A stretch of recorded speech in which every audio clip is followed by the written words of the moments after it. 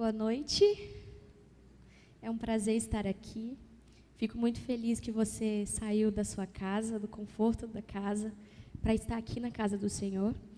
E quero desejar uma boa noite também a todos que estão nos acompanhando pela internet. Que bom que você aceitou o chamado de ligar a sua internet e vir aqui compartilhar da palavra comigo. Para quem não me conhece, eu sou a Loaine, eu sou a diretora jovem aqui da Central de Campo Grande. Estou aqui em Campo Grande, dia 9 de novembro, vai fazer 2 anos. E é uma cidadezinha que já tomou um espaço especial no meu coração. Campo Grande é uma cidade maravilhosa e eu fico muito feliz por Deus estar guiando os meus caminhos e por eu estar aqui hoje, por ter aceitado esse chamado para compartilhar da palavra dele. Eu convido você a só fazer uma rápida oração junto comigo. Senhor Deus, eu estou aqui devido a um chamado teu e eu te agradeço, Pai. Te agradeço pela vida e por todos os dons que o Senhor me dá. Que o Senhor me use nesse momento por meio do teu Santo Espírito. É o que eu te peço, em nome de Jesus. Amém. Então, amigos, posso chamá-los de amigos? Então, tudo bem. Vamos lá. O livro de Ageu é um livro fantástico. Eu nunca tinha observado tão bem como eu observei por esses últimos dias. Ele é um livro pequenininho, é o segundo menor livro da Bíblia. Com apenas 2 capítulos, a gente consegue tirar muitas lições. Sabe o que é muitas lições? É muitas lições. E eu vou começar aqui com uma leve introdução histórica para a gente entender em que tempo se passava, quem era o profeta Ageu e o que ele estava fazendo. Vamos lá. O povo de Israel tinha acabado de voltar do cativeiro da Babilônia. Eles não tinham um local físico, um culto, para poder prestar um culto lá na Babilônia. E o templo de Israel tinha sido, tecnicamente, destruído. Ele precisava de uma reforma. E ali, o profeta Ageu, por meio do poder do Senhor, foi inspirado a levar mensagens a esse povo relativas à reconstrução desse templo. Então, já contextualizamos, né, em que tempo estava acontecendo o profeta Ageu e o que eles deveriam fazer. Outras curiosidades. Ageu, assim como muitos outros nomes da Bíblia, eles tinham um significado por trás. Não era simplesmente um nome bonito que o pai e a mãe colocavam no filho. Às vezes tinha um significado muito importante. Então, o de Ageu, eu imagino, não tenho certeza, mas você também pode imaginar, que o nome dele foi dado porque ele nasceu em algum período festivo, em alguma semana de festa, algum período que estava havendo alguma festa, porque Ageu significa festivo. Engraçado, né? É um nome diferente. E outras informações sobre ele, nós não temos no livro que ele mesmo escreveu. E é interessante porque, por mais que não tenha características físicas do profeta, ou como ele era, quantos anos ele tinha, se ele tinha esposa, filhos ou não, a gente percebe ali que o importante não era sobre ele, mas era sobre a mensagem que ele estava passando. Os profetas têm essa característica, né? Eles diminuem o eu e elevam cada vez mais a palavra do Senhor, a mensagem do Senhor, porque o que mais importa é a mensagem. Não é o mensageiro, mas sim a mensagem. Então, no livro do próprio Ageu, nós não temos muitas características sobre ele. Apenas esse significado sobre o nome dele. Tá. Seguindo. Qual era o período, qual reinado, né, estava se passando naquela época? Nós vemos aqui na palavra de Deus, um breve resumo, de que ele estava no período do reinado do Dario I. Dario I, ele reinou de 522 a 486 a.C. E é interessante também, que a gente vai notar nos textos bíblicos, para você já ter um feeling na hora que a gente for ler, que Ageu, ele é muito preciso com as datas. Interessante, né? Ele se preocupou em datar todas as suas mensagens. Foram 4 mensagens, e as 4 mensagens têm dia, mês e ano. Essa é uma curiosidade que eu quero perguntar para Gil quando chegar lá no céu. Por que você colocou data e os outros profetas, alguns não colocaram? Por quê? O que tem por trás disso, né? E são essas as curiosidades. Agora vamos à palavra, né, a Bíblia. Eu convido você a abrir no livro de Ageu. É um livro que fica ali no finalzinho do Antigo Testamento, entre o livro de Sofonias, aí vem Ageu, aí depois tem Zacarias. Então, para ficar mais fácil de você encontrar. Vamos começar ali do capítulo 1. E qual seria essa primeira mensagem que Ageu quer falar para esse povo? Como eu disse, foram 4 mensagens, né, que Ageu transmitiu, e aqui a gente vai começar lendo e aprender mais sobre essas mensagens. Todos acharam? Amém? Ok. Então, vamos lá. No capítulo 1, no versículo 1, fala: no 2º ano do rei Dário, no 6º mês, no 1º dia do mês. Lembram que eu falei para vocês que Ageu era bem preciso nas datas? E ele continua: veio a palavra do Senhor por intermédio do profeta Ageu, a Zorobabel, filho de Salatiel, governador de Judá. E agora aqui a gente já vê o primeiro personagem que aparece depois de Ageu. Zorobabel, governador de Judá. Em seguida, Josué, filho de Josadaque, o sumo sacerdote. E o segundo personagem, Josué. Então, nós temos 2 pessoas importantes aqui, no qual Ageu está transmitindo a primeira mensagem. Ok. E assim fala o Senhor dos Exércitos. Este diz ao povo: não veio ainda o tempo em que a casa do Senhor deve ser edificada.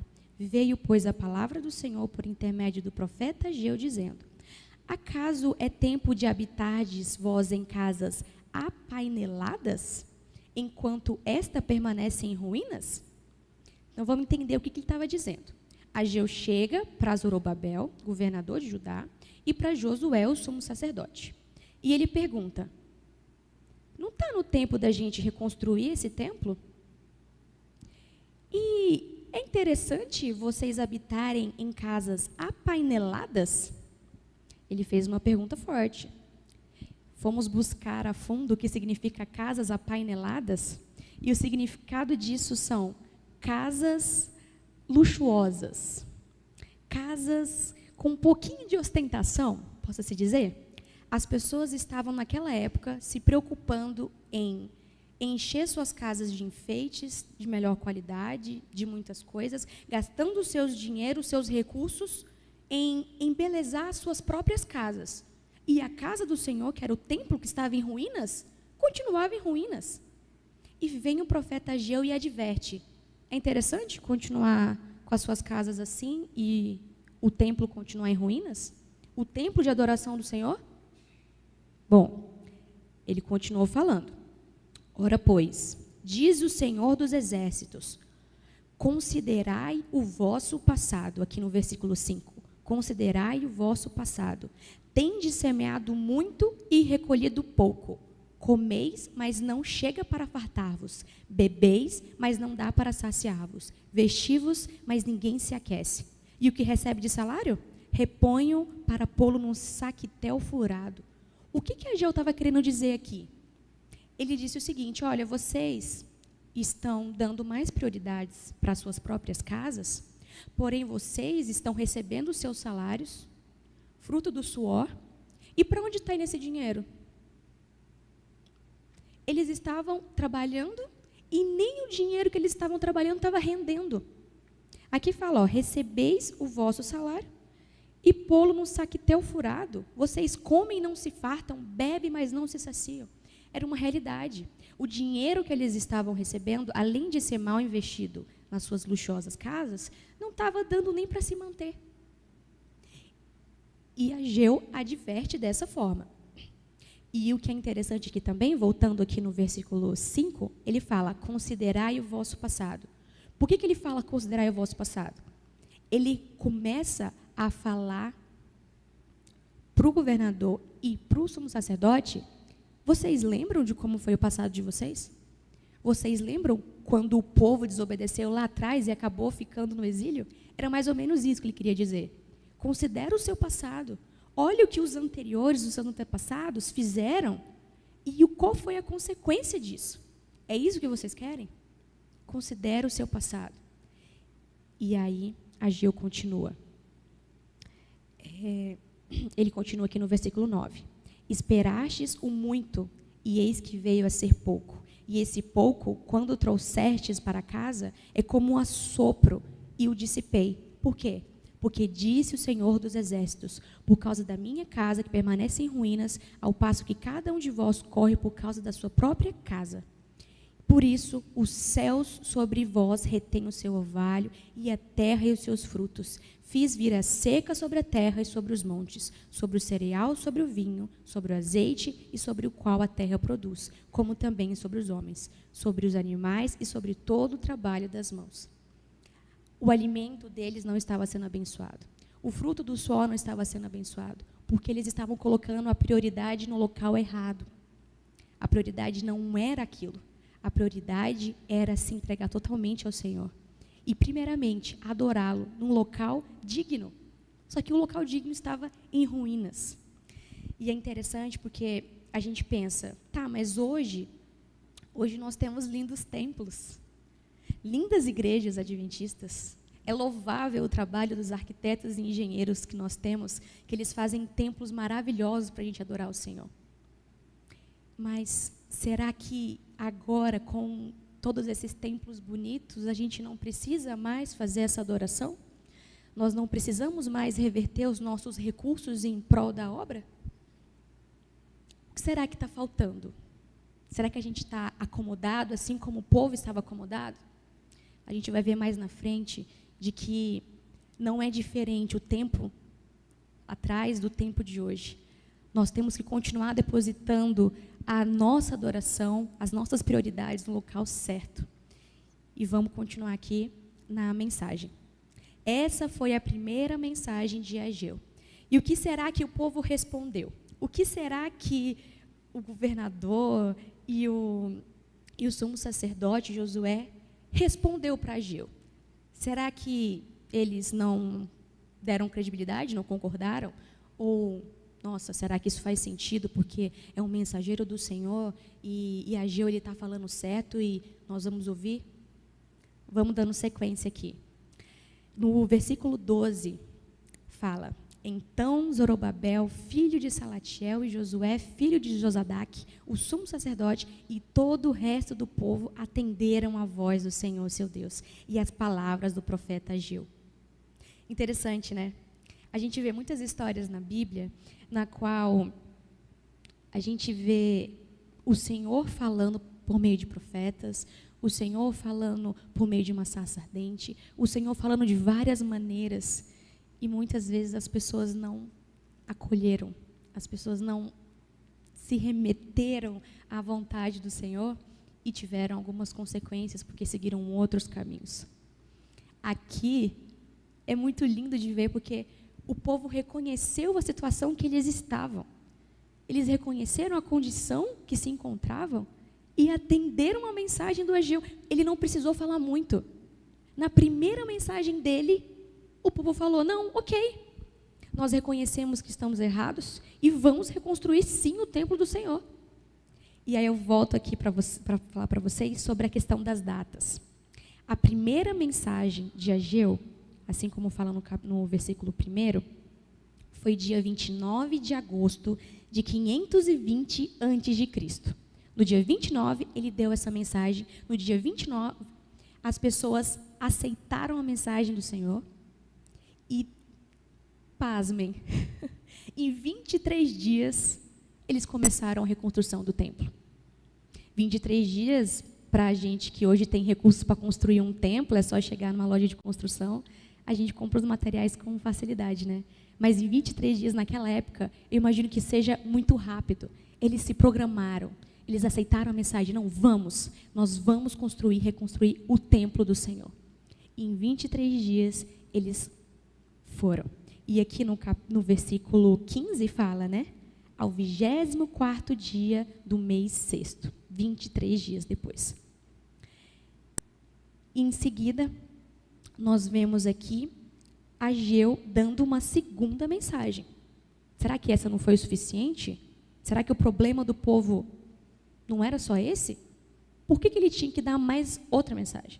E na segunda mensagem, a gente pode acompanhar aqui no segundo capítulo do livro, no versículo 1.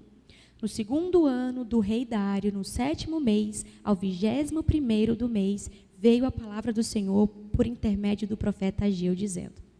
Essa data aqui, para ser exata, foi no dia 17 de outubro do ano 520 a.C. Lembram a primeira mensagem? Dia 29 de agosto. A segunda mensagem veio no dia 17 de outubro. Foi bem ali pertinho, foi em seguida. E ele diz, fala agora a Zorobabel, filho de Salatiel, governador de Judá, e Josué, filho de Josadaque, o sumo sacerdote, e o restante do povo, dizendo.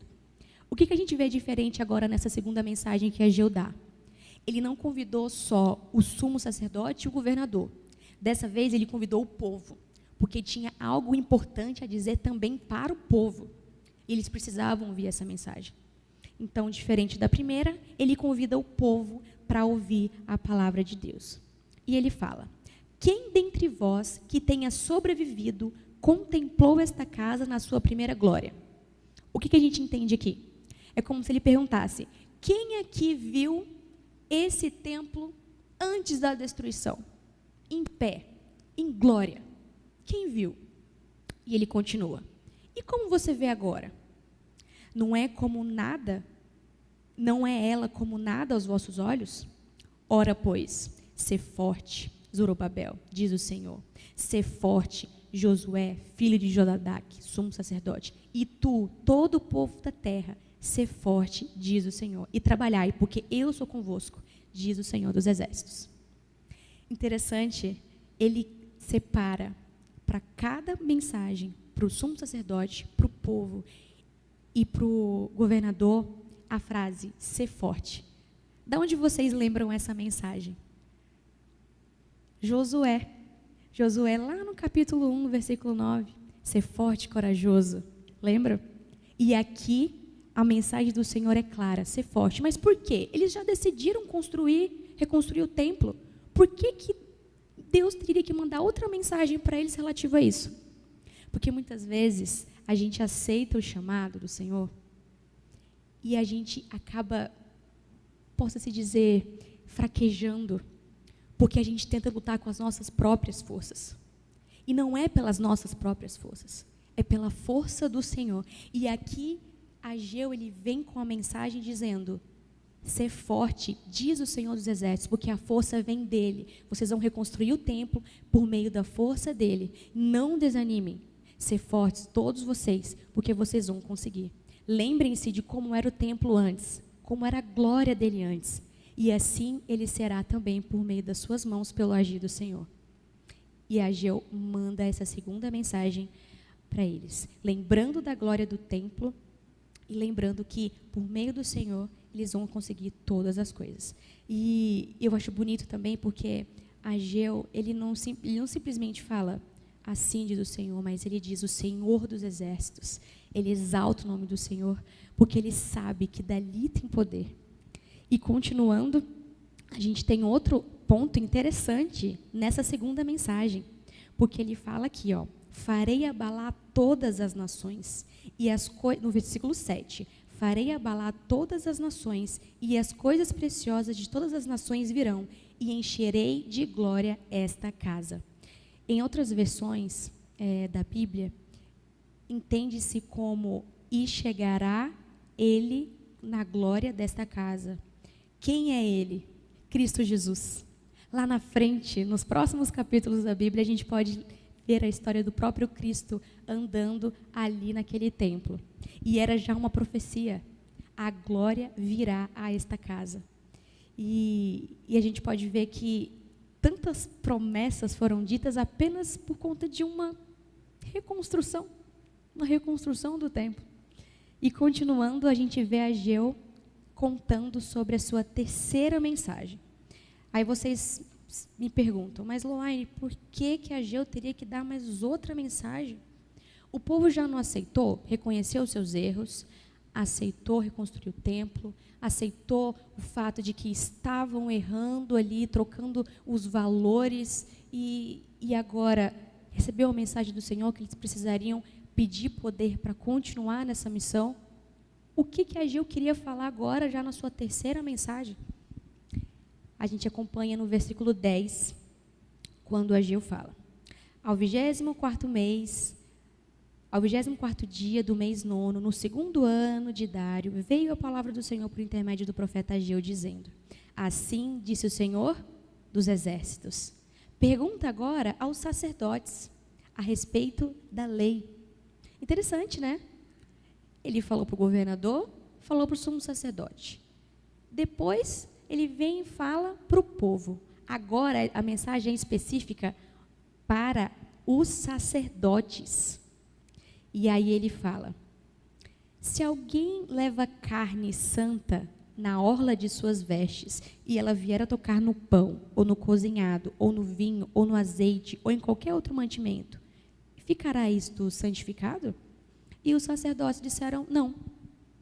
O que ele estava querendo dizer aqui? Se uma coisa é santa, se a roupa do sacerdote é santa, e ela vier a tocar em qualquer outra coisa, aquela coisa vai ficar santificada? Não. Por quê? Por que não? Porque é somente uma veste, ela não vai santificar. Outras coisas, não apenas tocar.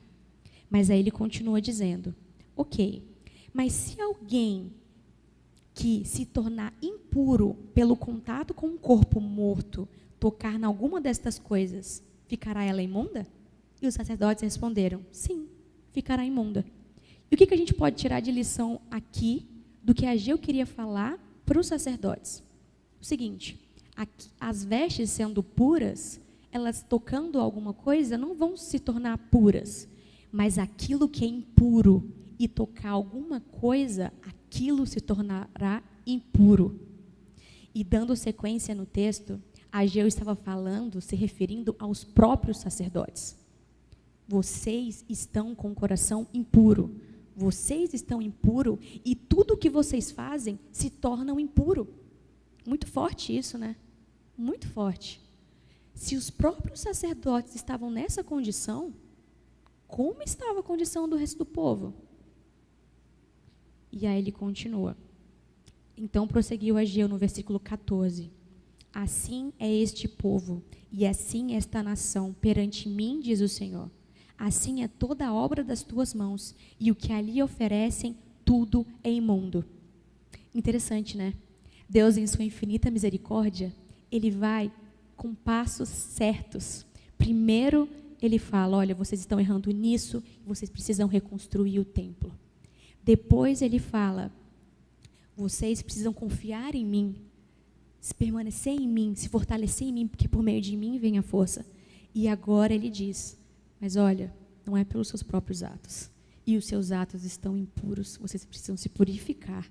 Porque tudo que vocês tocam acaba se tornando impuro. E não é assim que as coisas vão acontecer. E em passos assim, a mensagem do Senhor vai sendo pregada. E os sacerdotes entenderam aquilo e acolheram aquela mensagem.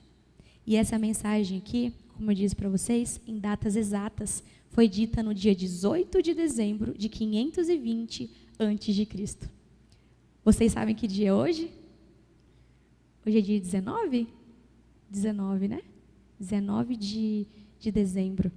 Engraçado. Como pode, né? O tempo passa, mas as mensagens continuam as mesmas. A mensagem do Senhor serve, assim como no passado, serve para nós hoje. E essa mensagem está completando hoje, exatamente, 2.542 anos. E essa mensagem é real para nós. E eu faço uma pergunta para você. Será que nós não precisamos reconstruir o templo? Nós não precisamos verificar em qual versão de valores estamos colocando a nossa adoração? Será que não precisamos perceber que talvez tenha alguma coisa impura que acaba tocando outras coisas e estragando toda a vontade do Senhor?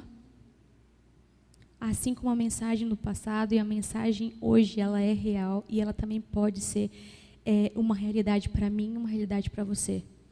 E é isso que o livro de Ageu está trazendo para nós. Não é simplesmente um conteúdo histórico, mas é um conteúdo real.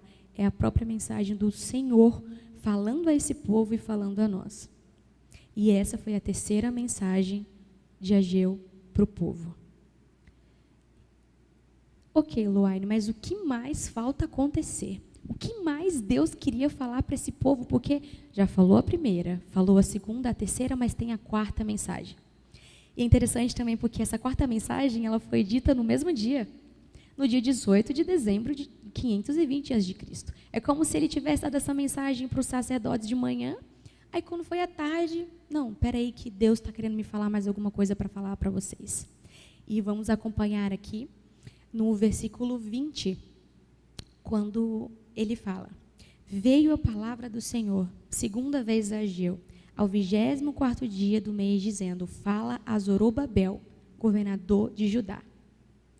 A terceira mensagem ele falou para o sumo sacerdote, lembra? E agora essa última mensagem é direta ao governador, Zorobabel. E ele fala: farei abalar o céu e a terra, derribarei todo o trono dos reinos e destruirei a força dos reinos das nações. Destruirei o carro e os que andam nele, os cavalos dos seus cavaleiros cairão, uma espada do outro. E o versículo 23, naquele dia, disse o Senhor dos Exércitos: tomar-te-ei, ó Zorobabel, filho de Salatiel, servo meu, diz o Senhor, e te farei como um anel de selar, porque te escolhi, disse o Senhor dos Exércitos. Sabe o que é mais interessante? Que depois de todas as mensagens que o Senhor passou para o povo, de todo o cuidado que ele teve com o povo, mostrando os seus erros, mostrando aonde eles estavam vacilando e o caminho que eles deveriam seguir, no final ele vira para o governador daquele povo e fala: eu vou fazer de você um servo meu, eu te farei como um anel de selar. E sabe o que significa anel de selar? É um símbolo de posse, autoridade. Ele prometeu um papel de destaque para ele. Mas ele já não tinha um papel de destaque? Ele já não era governador? Sabe o que é mais fantástico?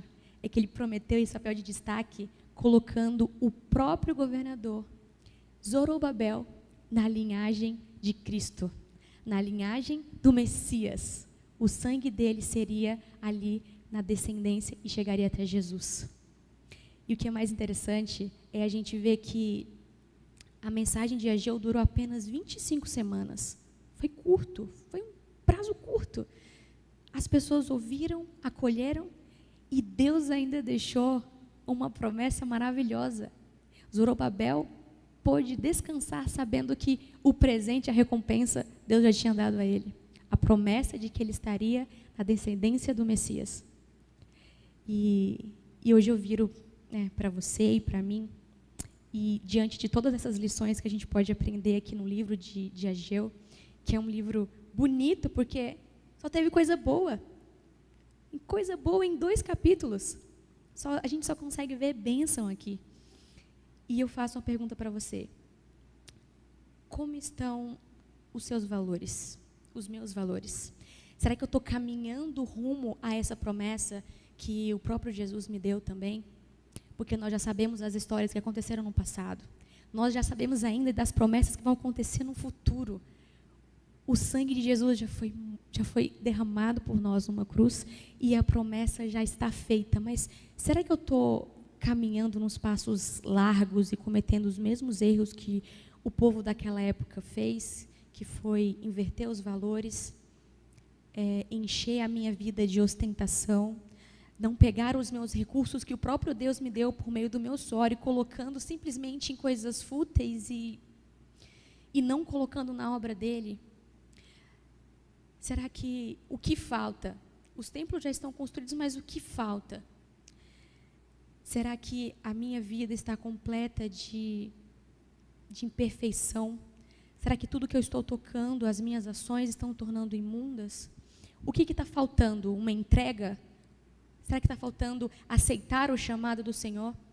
Aqui o povo precisou receber 4 mensagens. Nós não precisamos receber 4 mensagens para ter certeza de que a gente precisa se entregar totalmente ao Senhor. E aceitar o chamado dEle. E mudar totalmente de vida. Mudar totalmente os nossos valores. E essa mensagem que eu gostaria de deixar para mim e para você essa história ela teve um final feliz. Mas para a gente ter um final feliz também na nossa vida, a gente precisa mudar hoje a nossa decisão e permanecer com essa decisão todos os dias. Outra lição que a gente tira aqui é que as prioridades, elas fazem muita diferença. Não é só uma atitude diária, mas as nossas prioridades, elas precisam ser com uma visão eterna. E outra coisa que a gente pode também tirar de lição aqui é que tudo que o Senhor nos deu, assim como os nossos dons e os nossos talentos, eles precisam ser revertidos para a causa do Senhor. Nós temos um exemplo aqui apenas de uma reconstrução de um templo, algo físico. Mas Deus tem colocado no nosso coração grandes planos e muitas vezes estamos negligenciando. Às vezes Ele te faz um chamado para ajudar alguém, um chamado para fazer uma oferta diferente, uma oferta especial. E a gente acaba negligenciando, porque a gente está invertendo os nossos valores. Eu lembro de uma situação que eu passei, de ter ouvido claramente a voz do Espírito Santo.